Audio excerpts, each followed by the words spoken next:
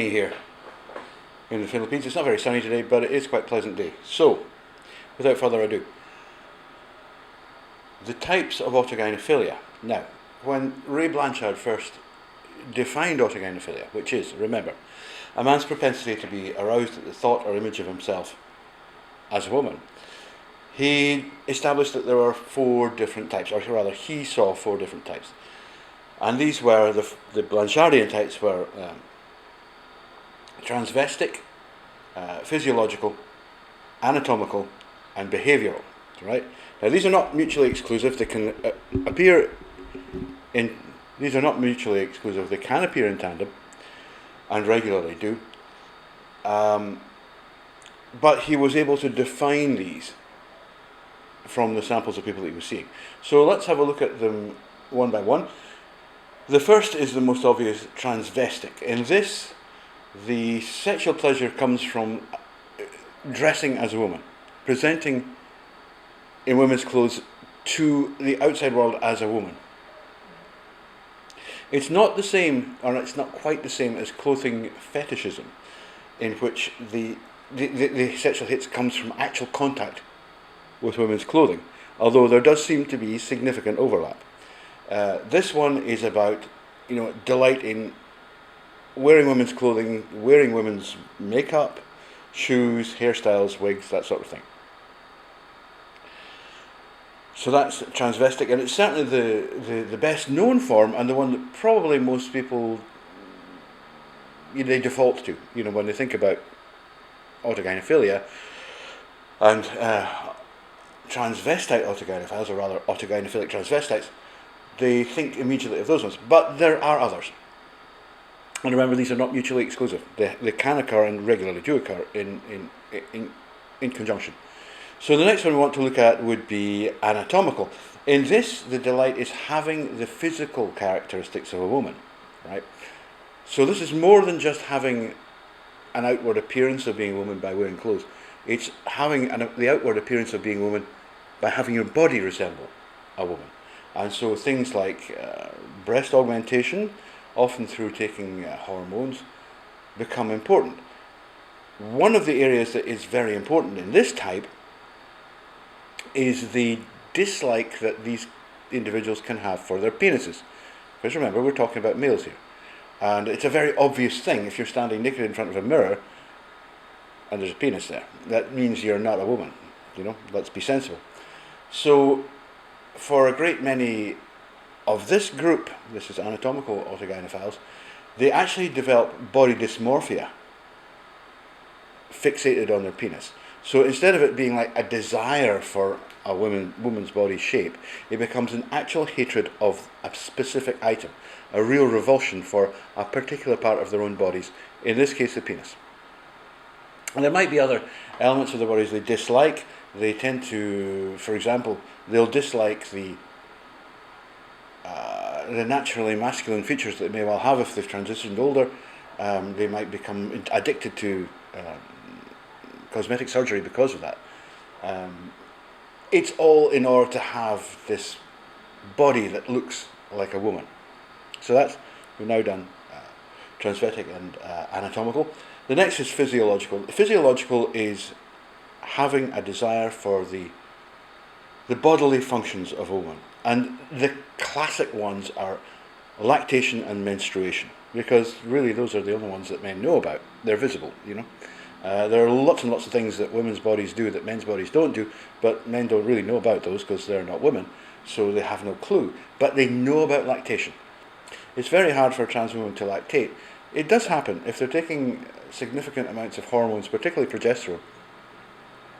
You can get this lactation response, the milk letdown response will happen, and they'll produce milk. But it's pretty rare.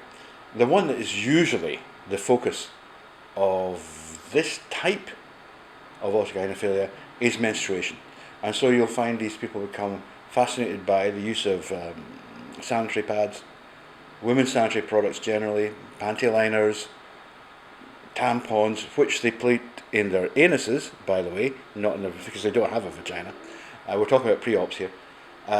And they will then urinate in the panty pads to simulate menstruation in the mind. We've talked a bit about Jonathan Jessica Yaniv, and she or he has definitely got a fair deal of this going down. Fascination with the onset of menstruation in girls, particularly in pubertal girls. She might well be ephemophilic, but she's also fetishizing this perfectly normal, natural function of a woman's body. Okay. So and then behavioural. The fourth of the Blanchard ones was behavioural, and this was engaging in activities which the subject thought were typical of women, and you could think of a whole range of things like knitting, engaging in other, women's activities. I mean, it's very stereotypical, this. If you get rid of stereotypes, you've really got rid of this whole thing. But this side of it is very stereotypical. So they'll organise knitting parties. They'll organise dressing up parties so that they'll have fun sharing each other's clothes and seeing what they look like in each other's clothes and dresses. They'll have what are called halls these days, where they'll all get together, and they'll say, "Oh, look at this on me," and and they'll act like women. They'll make each other up as women. That's behaviour. That's the behavioural side. Now, these four seem to cover more or less everything when you took into account the various sexual approaches that autogynephiles have, which we'll do in another video. But I think in 2014, so a number of years ago now, Mike Bailey and Anne Lawrence decided that there was another type which they wanted to call interpersonal, and this was to do with the reward that comes from being accepted as a woman by others, right? And this could be sexual. It could be the kind of reward that a woman would get, or an autogynephile would get, from being pursued by men. Remember, most autogynephiles really resent being pursued by men. They might, Twitter on about how wonderful it is, the guy really liked me, But if you actually approach them, certainly Western autogynephiles, they become incredibly hostile very, very quickly. And you'll find that these are people who really hate the idea of men being attracted to trans women, because they're men, they're straight men, and they find that offensive because they are straight men, and they're basically exhibiting a completely normal or normative male heterosexual response towards attention from a male, and they're doing this even if they happen to be dressed as a woman, made up as a woman, appearing in society as a woman, and actually sometimes, appearing to desire male attention. If the males then actually give attention, suddenly they're chasers, they're freaks, they're perverts, all the rest of it. You hear this all the time. It's become normal that Zinnia Jones and others, obvious autogynephiles, they'll start talking about, the kind of men who do like trans women as being aberrant, because they don't want it. That's why they do it. Within this class of, or this type of autogynephilia, there's another element that becomes really important, which is performance. Now, performivity. Performance. God, I can't even say it. Has been commented on by various academic autogynephile writers, and it's certainly a big part of this type of autogynephilia. Here in Southeast Asia, you see many autogynephiles. They're working in pageants, or that's because competitive pageants can make you quite a lot of money, or they work as models. They're happy to perform as women, and this actually, interestingly enough, in contrast to the West, by the way, and in contrast to Blanchard's sample at least, this often leads them into prostitution, because prostitution is performance art, and there is nobody who performs the act of being a prostitute more convincingly, perhaps, or at least more enthusiastically, than an autogynephilic trans woman. I mean, they'll wear absolutely outrageous clothing. Now, you're talking about somebody who's 6'2" here, has the body of a man with tits like melons, bolted on, what we call bolt-ons. Is obviously male, but yet she's going to absolutely own this idea of being highly sexually desirable. woman, and it's performance. And they're very, very good at it. Don't run away with the idea that these people are bad at what they do. If you go to, not so much here in the Philippines, but if you go to Walking Street in Pattaya or to Phuket in Thailand, and some parts of Bangkok also, you'll see loads and loads of these women, and they are autogynephilic. They're very big, really big girls, you know, and they're powerful, but they're expressing this hyper femininity, this kind of uber woman projection of themselves that they give. It's all an act. This is performance, and this is part of interpersonal autogynephilia, which was, as I say, established by Bailey and Lawrence. And I think it's fair enough. You know, it was not a type that Blanchard really looked at, but that was because of the nature of his sample, and it's been expanded to include this other very obvious type. Now, I would like to add one of my own. If we take the view that this is, that we could, you know, that interpersonal autogynephilia is a real thing, and it certainly is, then we have to look around, is there anything else that autogynephiles do that might well be classified as a different type? And certainly from my experience here, that would be the case. And I would call this last type, the sixth type, Machiavellian. And the Machiavellian autogynephile delights and gets pleasure through manipulating the lives of others. They live by proxy. They will, for example, here we've talked about mother hens, where you'll get trans women autogynephilic trans women who support and sponsor other ones, in either perhaps paying for them to work as prostitutes, paying for them to work in pageants, paying for their costumes, and taking a significant proportion of the winnings. But really what gets them going is not the money, it's the control they have over the lives of these women. These are usually younger, and often HSTS, by the way. Because they can then really, you know, they're really manipulating them. There's loads of things they're not allowed to do, and loads of things they must do, you know. And that's what really gets these people off. It's the idea that they're controlling other people, because the other party becomes a bit like a puppet, you know. And it's like, I live my life through the control of this puppet. And that's why I call it Machiavellian, right? Because Machiavellianism was all about how you controlled the environment and the political situation you were lived within to your own best advantage. And this is really what they're doing. Now, the Machiavellian type come in two forms, I would say. That you get the positive ones, who are, you know, the managers and the mother hens and the general supporters of other trans women, prepared to give them money, prepared to support them as trans women, and getting this both, you know, financial reward and also this hit of, you know, living their lives by proxy. Quite often the Machiavellian autogynephile will not be attractive, will not be passable, will not be the kind of person who could actually go and compete in pageants herself, you know, or work as a prostitute, for example, herself, because she's just not good looking enough. She's not passable enough. So she's kind of like, you do it for me, and I'll get the rush that way. So that's kind of a positive one, because they're assisting other individuals in doing things that actually they want to do. You also get the negative type. And in this type, they are really negative about transition and everything to do with it. And sometimes I think this happens because they've had a bad experience of transition. Maybe they've detransitioned. And it's like, no, I have to get everybody else to stop doing that.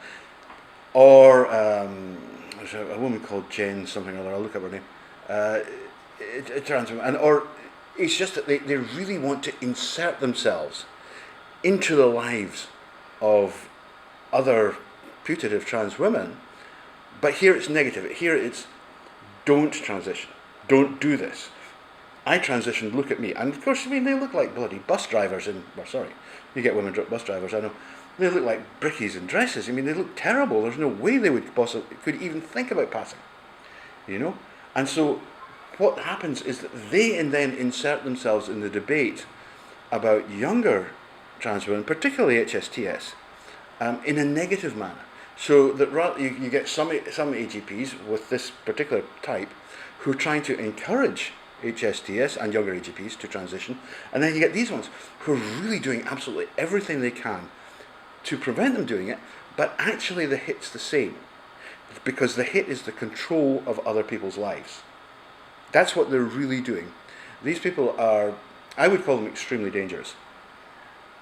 And unfortunately, the likes of YouTube have allowed these people to surface. And people who don't know about autogynephilia, who don't know about transsexualism, who don't know about trans issues and transition generally, who haven't done the studying and the reading, I mean, they're very plausible people. So they take people, they're convincing. People believe them. You know, and they are extremely dangerous because they don't care how much harm they do. All they want is the hit of being believed. You know, it's not even about money. It's about people accept me, you know, for what I am. I'm the failed autogynephile, so you must all not even think about attempting it. Even if you're HSTS. Now, under something I would just interject here, there is nobody less qualified to discuss homosexual transsexualism than an autogynephile. They don't know the first thing about it. There is no similarity or comparison between HSTS and AGP. They're completely separate conditions. And HSTS, generally speaking, are utterly baffled by AGPs. AGPs consistently pretend to know everything there is about HSTS, even if they're pretending that they don't believe it exists, and they know absolutely nothing about it. But if they were to express that, if they were to say, look, I don't know anything about this, that would lose them the hit of being able to control people's opinions and people's lives. Because we go, well, you don't know what you're talking about, that's fair enough. So we won't listen to you on this. But the hit is, these people, the Machiavellians, is that they must be listened to. They must have an effect. They must have, their puppets must move in the way that they want them to move, because that's the hit. That's really the hit they get. So these are the types of autogynephilia. You get the four classic types, which are transvestic, anatomic, physiological and behavioural. I've explained those. You get the new one that was added in, which is interpersonal. And you get the one that I think I've identified, which is Machiavellian. Now, okay, we could argue that Machiavellian is a form of interpersonal, but frankly we could also say that interpersonal is a form of behavioural. And if interpersonal is discrete enough to be a type on its own, then Machiavellian certainly is. You know, it's very useful to be able to identify these people because they're extremely dangerous. They are the core, for example, of the AGPs who act as trans activists who are trying to push for transition on everyone, and they're also the core of those who are like, don't let anybody transition, you know, which is equally damaging. I mean, you know, we've gone through decades where HSTS were basically not allowed to transition, or they were shot full of testosterone, or they had to listen to years of psychological browbeating from the likes of Ken Zucker before everybody go, well, okay, fine, we accept what you are. These people are dangerous. If we finally got to a point where we can say, well, okay, look, we can look at HSTS and we can see the developmental profile of an HSTS. We can see how it begins at age 2.